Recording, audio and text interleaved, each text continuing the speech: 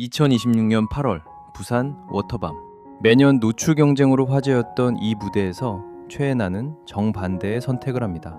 목부터 발끝까지 단 한 뼘도 드러내지 않은 전신 슈트. 그런데 사람들은 오히려 이 파격에 열광합니다.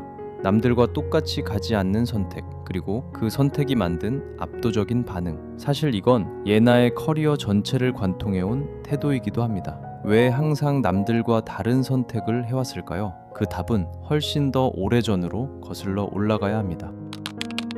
1999년 9월 29일 서울특별시 강동구 길동. 예나는 1남 1녀 중 둘째로 태어났습니다. 어린 시절은 광주광역시에서 보냈습니다. 이후 성남에서 중학교를 다니면서 동시에 서울까지 오가며 댄스 학원에서 기초를 다졌죠. 그런데 이 평범해 보이는 어린 시절에는 감춰진 시련이 있었습니다.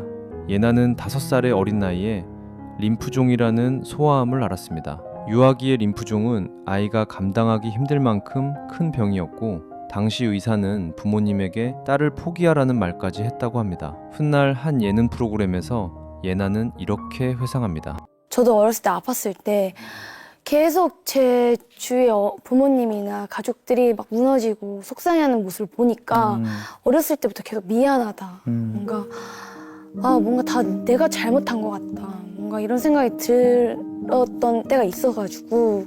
병원비는 결코 적지 않았습니다. 가정 형편이 어려웠던 부모님은 딸의 치료비를 마련하기 위해 매일 새벽마다 거리에서 김밥을 팔러 다니셨죠. 다행히 예나는 부모님의 희생과 보살핌 속에 치료에 성공했습니다. 훗날 이 사연이 방송을 통해 알려지자 팬들은 자발적으로 한국백혈병 어린이재단에 후원을 진행했고, 재단 측은 공식적으로 감사 인사를 전하기도 했습니다.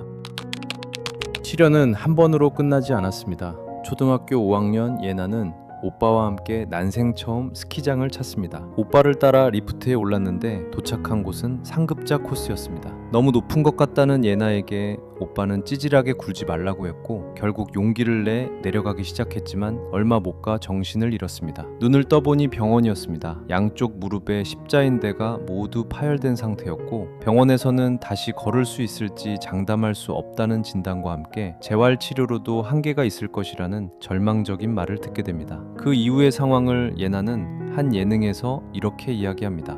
부모님들이 이제 계속 저를 돌봐주고 하는데도 이제 돈이 많이 나가잖아요. 병원비가 그때 당시에. 그래서 이제 엄마가 너무 뭐라도 믿어보자 해서 그 사주 무당 그쪽을 찾아갔어요. 그래서 제 사진을 보여주고 이 애 어떻냐, 요즘 상태가 어떨 것 같냐 이렇게 하는데 거기서 아씨 재수없게 죽은 애 사진을 데리고 하냐. 엄마가 또 무너지지 않고 무슨 그딴 말을 하냐. 두고 봐라. 얘 내 딸이다. 그날 이후 예나는 일주일에 3번씩 어머니와 함께 목욕탕을 찾았습니다.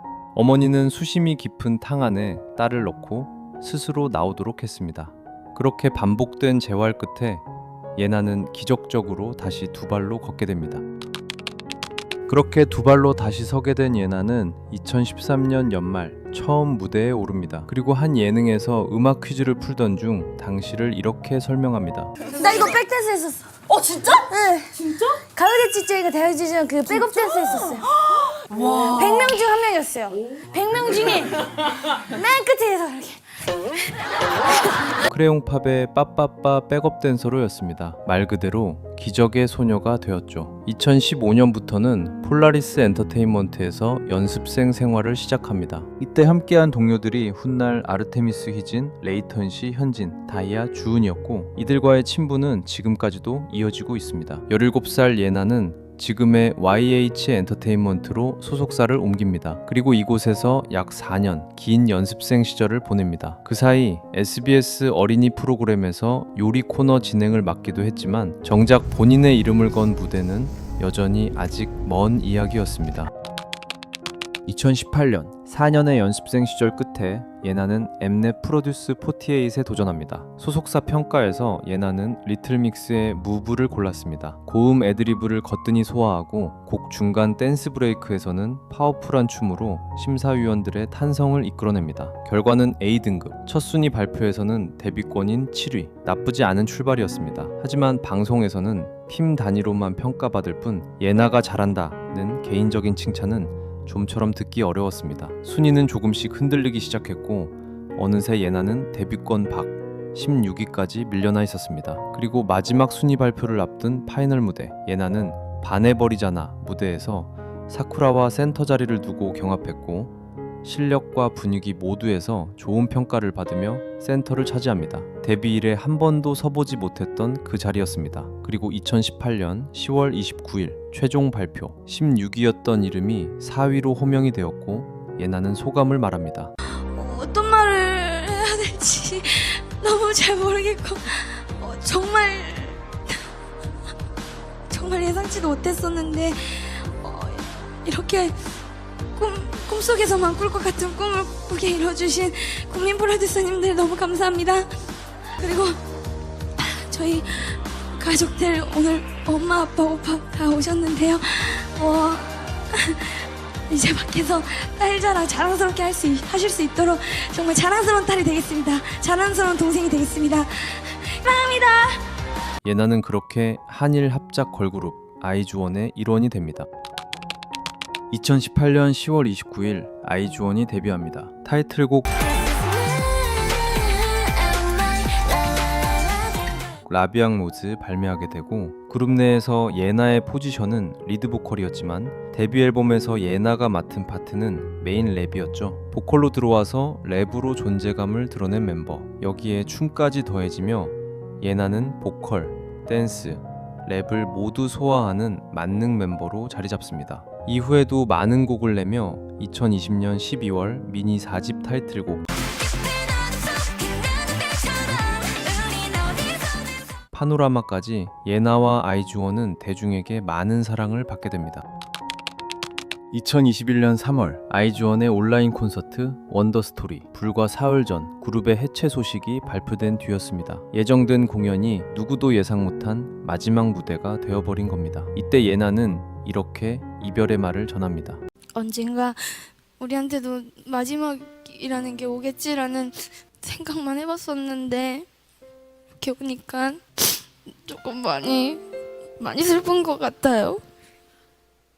조금 많이 슬프고 오늘따라 위준이 더 많이 보고 싶고 함성 소리도 듣고 싶고 같이 있고 싶어요. 이렇게 마지막이라고 하니까 조금 많이 아쉬운 것 같아요.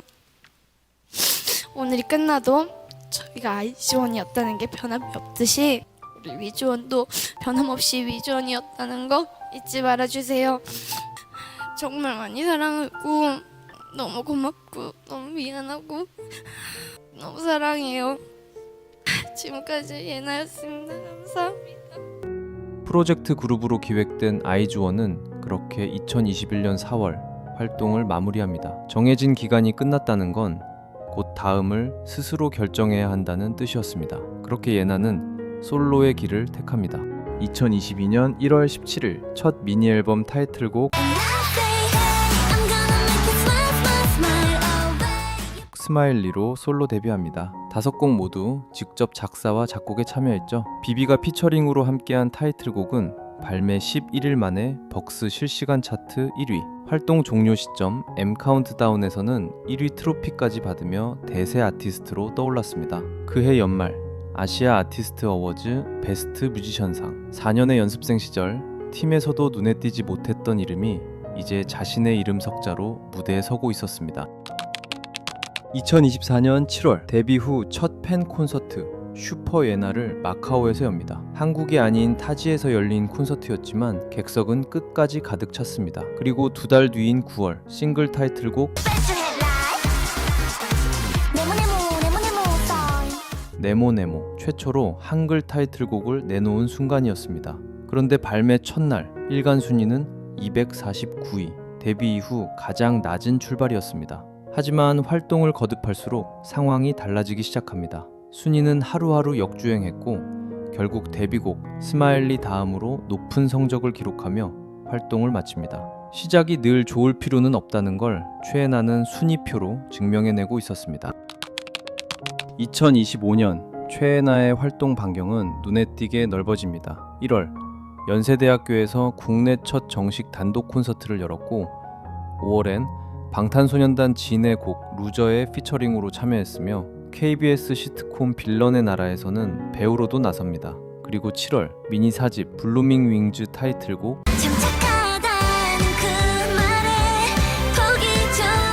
착하다는 말이 제일 싫어 앨범 아트는 애니메이션 달빛천사의 원작자 타네무라 아리나가 직접 맡았습니다. 어릴 적 달빛천사를 보며 가수를 꿈꿨던 최애나에게는 남다른 순간이었습니다. 번외로 이 앨범에서 주인장이 제일 좋아했던 곡은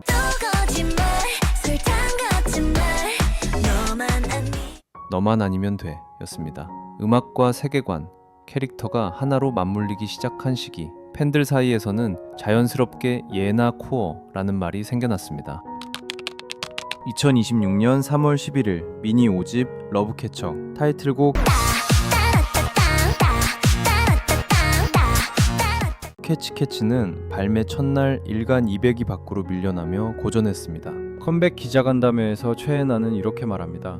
챌린지 5,000개 이상이 목표다. 많은 분이 흥을 참지 못하고 함께 쳐주셨으면 좋겠다. 그리고 그 바람은 예상보다 훨씬 크게 이루어졌습니다. 유튜브 쇼츠에서만 관련 영상이 10만 개 넘게 만들어졌고 중국 최대 쇼폼 플랫폼 도우인에서는 캐치캐치 챌린지 콘텐츠 누적 조회수가 10억 뷰에 육박했습니다. 결국 멜론 탑100 4위, 일간 차트 5위까지 올랐습니다. 데뷔 후 처음으로 멜론 메인권에 이름을 올린 순간이었습니다. 2달 뒤 한 예능에 출연한 예나는 정산금을 받아 부모님께 경기도 양평에 집을 선물했다고 밝히며 이렇게 이야기합니다. 부모님들한테 해드리는 게 좀 가장 많이 중요하고 내가 행복하기 때문에 어렸을 때 좀 많이 아팠었는데 그래서 부모님들이 너무 힘드셨기도 했고 그래서 그걸 보고 자라오면서 진짜 성공할 수밖에 없는 이유고 해서 보답해드려야겠다. 새벽마다 김밥을 팔아 딸의 병원비를 마련하고 목욕탕 물속에서 딸을 다시 걷게 만들었던 부모님에게 이제는 딸이 보답할 차례가 된 것입니다. 의사도 포기하라 했던 아이, 물속에서 발버둥 치며 겨우 다시 걷게 된 다리. 그 아이는 이제 자신의 이름을 건 무대에 서고 그 다리로 자신의 꿈을 이뤄 부모님께 집을 선물하는 어른이 되었습니다. 예나의 이야기는 시련의 끝이 아니라 새로운 시작을 향하고 있습니다. 여러분들 일상 속에서 여러분들이 힘들고 지칠 때 그럴 때 찾게 되고 또 소소한 행복과 그런 기분 좋은 일탈을 선물해 줄 수 있는 그런 가수가 되도록 노력할 테니까요. 여러분들도 힘들고 지칠 때 언제든지 저를 이용하세요.